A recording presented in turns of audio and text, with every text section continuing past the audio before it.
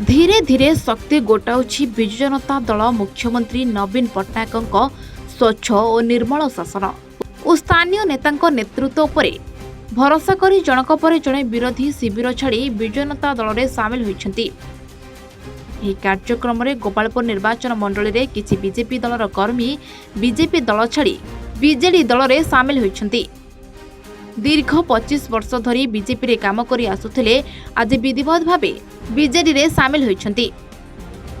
ଗୋପାଳପୁର ନିର୍ବାଚନ ମଣ୍ଡଳୀର ବିଧାୟକ ପ୍ରାର୍ଥୀ ବିକ୍ରମ ପଣ୍ଡାଙ୍କ ନେତୃତ୍ୱରେ ବହୁ ବିଜେପି ନେତା ମୁଖ୍ୟମନ୍ତ୍ରୀଙ୍କ କାର୍ଯ୍ୟରେ ଏବଂ ବିକ୍ରମ ପଣ୍ଡାଙ୍କ କାର୍ଯ୍ୟରେ ଅନୁପ୍ରାଣିତ ହୋଇ ବହୁ ନେତା ବିଜେଡିରେ ସାମିଲ ହୋଇଛନ୍ତି।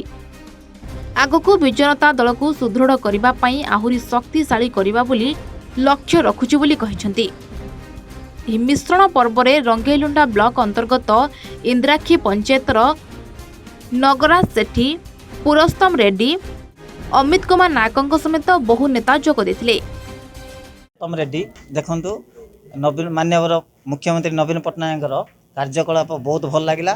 ତା ସହିତ ଆମର ବିଧାୟକ ଗୋପାଳପୁର ନିର୍ବାଚନ ମଣ୍ଡଳୀର ବିକ୍ରମ ପଣ୍ଡା ତାଙ୍କର ମଧ୍ୟ କାର୍ଯ୍ୟକଳାପ ଭଲ ଲାଗିଲା। ତେଣୁକରି ଆମେ ବହୁତ ଖୁସିରେ ବିଜେଡ଼ିରେ ସାମିଲ ହେଲୁ। ଆମେ ଆମର ପଞ୍ଚାୟତରେ ବିଜେଡ଼ିର ଉନ୍ନତି କରିବୁ।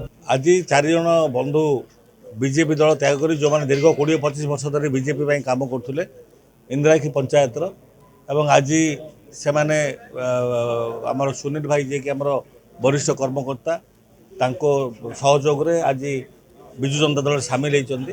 ସେମାନେ ମାନ୍ୟବର ମୁଖ୍ୟମନ୍ତ୍ରୀ ନବୀନ ପଟ୍ଟନାୟକଙ୍କର କାର୍ଯ୍ୟକ୍ରମ ପ୍ରତି ଆକୃଷ୍ଟ ହୋଇ ଏବଂ ବିଶେଷ ଭାବେ ମାନ୍ୟବର ମୁଖ୍ୟମନ୍ତ୍ରୀ ଯେଉଁ ଜନହିତକର ଯୋଜନା ଏବଂ ତା ସହିତ ଗାଁଠୁ ଆରମ୍ଭ କରି ସହର ଯାଏ ଯେଉଁ ରୂପାନ୍ତରୀକରଣ କାର୍ଯ୍ୟକ୍ରମ ସେଥିରେ ଆକୃଷ୍ଟ ହୋଇ ଏବଂ ମାନ୍ୟବର ମୁଖ୍ୟମନ୍ତ୍ରୀଙ୍କର ସରଳ ବ୍ୟକ୍ତିତ୍ୱ ଏବଂ ବଳିଷ୍ଠ ନେତୃତ୍ୱକୁ ଆକୃଷ୍ଟ ହୋଇ ଆଜି ସାମିଲ ହୋଇଛନ୍ତି। ଏବଂ ନିଶ୍ଚିତ ଭାବେ ଇନ୍ଦ୍ରାକ୍ଷୀ ଏବଂ ପଞ୍ଚାୟତ ଏବଂ ତା ସହିତ ରଙ୍ଗେଇଲୁଣ୍ଡା ବ୍ଲକରେ ଏମାନଙ୍କ ମିଶ୍ରଣରେ ଆମେ ଆହୁରି ବଳିୟାନ ହେବୁ। ଗଞ୍ଜାମରୁ ଜଗନ୍ନାଥ ସାହୁଙ୍କ ରିପୋର୍ଟ, A1 ଓଡ଼ିଶା।